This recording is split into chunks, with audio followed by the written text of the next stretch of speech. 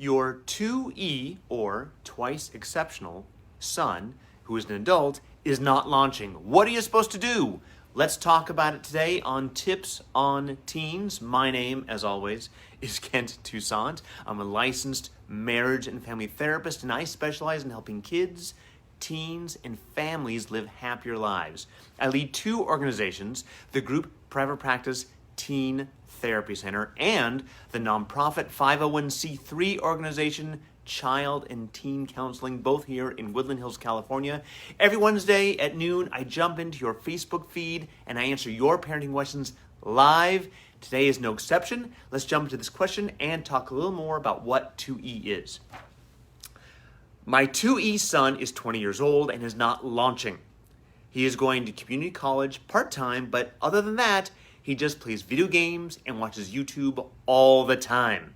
I want him to have more get up and go, but he fights us on anything that we try to get him to do, such as getting a job, volunteering, or just getting out of the house and exercising.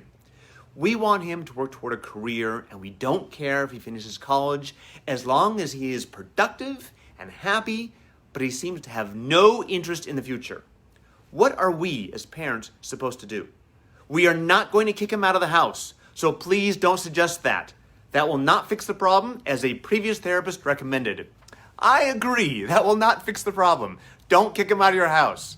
That is not a good suggestion. First of all, let's talk about what 2E is. It's an abbreviation for twice exceptional, also known as multi-exceptional. What does that mean? So 2E is basically your two exceptions. One, like usually an exceptional gift and an exceptional challenge. For example, and these are just a small handful of examples, a gift may be your child is incredibly gifted at verbal skills, can speak well beyond their years with adults and talk about really, really deep issues, or their writing skills, or their math skills, or their spatial awareness skills, or their physical skills. Again, these are a small handful of many things that this could be. And your kid is way beyond where they should be or what it would be expected of any child or person. But on the flip side, they also have a challenge. Again, this is just as varied as the gifts could be. Oftentimes, it's things like attention issues, like ADHD, could be developmental issues, such as an auditory processing issue, could be somewhere on the autism spectrum, although used to be known as Asperger's. A lot of executive functioning is a common occurrence with 2E kids. Excuse me. Again, small handful of thousands of things this could be. So you have a kid who is way above the norms of a neurotypical kid on some things and way below on something else. So this could look like your kid is a math genius, but they still can't tie their shoes and they can't brush their teeth without you hand holding them. Again, that's a small example of what it could be. It could be that they just have such a hard time focusing that they can't getting their homework done, but they are clearly the smartest kid in the city, right? Again, these are some extreme situations, but these things happen. So we now have a 20-year-old who has graduated high school, who is an adult, who is going to school part-time, and it sounds like he's passing his classes, I'm assuming, because they didn't say he's failing. So he's doing okay in his classes, but that's all he does, which is not enough for a 20-year-old. We would expect more for a 20-year-old. However, for someone who's 2E, a lot of times focusing on the future because the executive function issues are not really working, it's hard to really plan or think about the future. It's just what I want now. What I want now is I want to play my video games. I want to do my Minecraft. I want to do my Fortnite.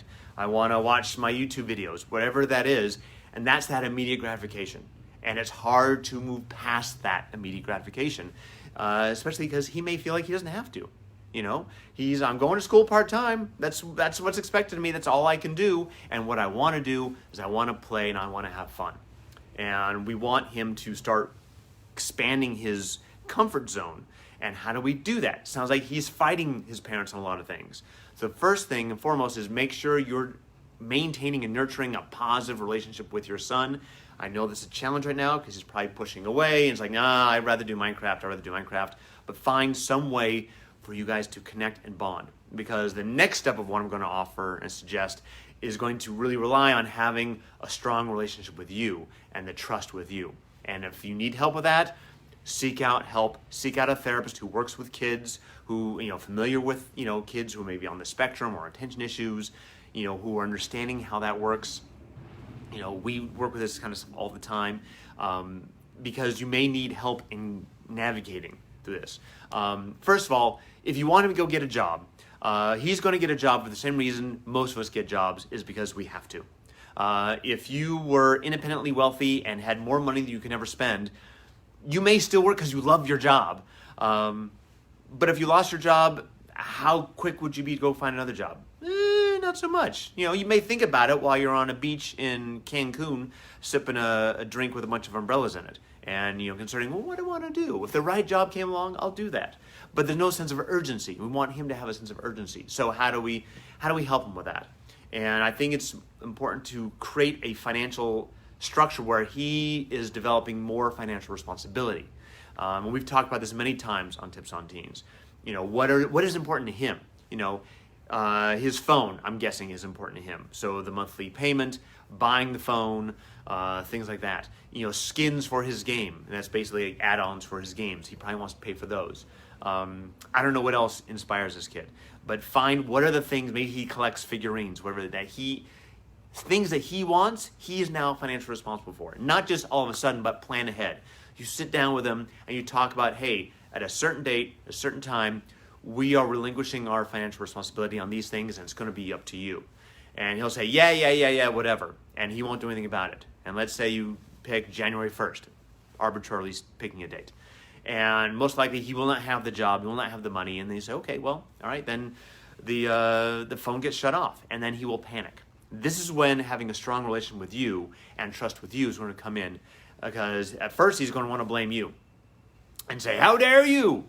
How dare you kick me out of my comfort zone?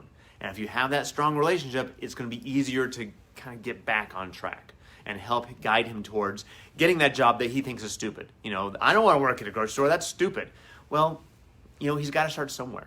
And, it may not be, when we find careers, we want a sense of autonomy, we want a sense of mastery, and a sense of purpose.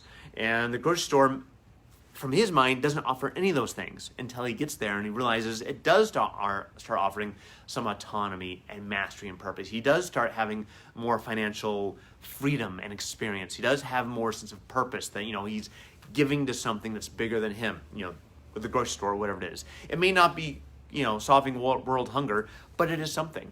And a sense of purpose of get up and go. I've got to be there at 7 a.m. I have a purpose to do things. And we want him to start developing that, and something that's not just in the digital realm. And so if we can help guide him towards that with the help of your relationship, help of a therapist relationship, help him guide him towards that, even if it's a part-time job, that hopefully helps start that ball rolling. Once the ball starts rolling, it's easier to build momentum. We got to start somewhere. And getting him out and exercising. Going to the gym, for a lot of people, is dull and boring and tedious. Maybe he'll do it with a trainer. Maybe you find something that's more interesting, like surfing. Surfing's on my mind because my kids just started surfing. I know it's expensive and it's a drive to the beach sometimes, but is that investment where for 3 months he's working with an instructor, but after that he kind of just goes on his own because he's capable of doing it on his own? That's great exercise. That's fantastic exercise. And maybe he finds that love of being out in the ocean, finding something that drives him. Maybe it's tennis. I don't know what it is. But we need to find something to help him find a connection to, getting out of the house. Setting a time at a home when screens are just off, and Wi-Fi is just off. Is a challenge, especially if he's much more technically savvy than you are, and you turn off and he taps back into it and changes all the passwords so you can't get into the Wi-Fi. Make sure you know someone or you have a computer person who can help you combat that. And it's not because your son is evil, just he may have a hard time with the empathy of recognizing your boundaries and his boundaries. And usually once he calms down and he's not so angry, usually they can have that warm empathy of realizing, oh, well, I after a while I can see why that would affect you. But it takes some kids sometimes to recognize that. This is a really nuanced, complicated question and go in 1,000 different directions. So I know I'm just scratching the surface on this, but it's really important to work with him, possibly work with a therapist to find a solution to get him out. You just badgering him is not going to do it. He needs to find an internal motivation to do these things, and helping him with the financial aspect of it and helping connect to a financial aspect of it may help. I love this question. I deal with this with many clients often, so it's something that we talk about it. And again, I can talk to 5 different families or 500 families, and each family is going to approach it differently. So it's really important to really be in tune with what your son's needs are and your family's needs. Again, my name is Kent Toussaint from Teen Therapy Center in Challen Teen Counseling. Thank you so much for tuning in. If you want your question answered, please email us at tipsonteens@teentherapycenter.com or direct message us right here on Facebook or Instagram. Hope you all have a wonderful and healthy and safe Thanksgiving, and I will see you guys next Wednesday at noon. See you later. Bye-bye.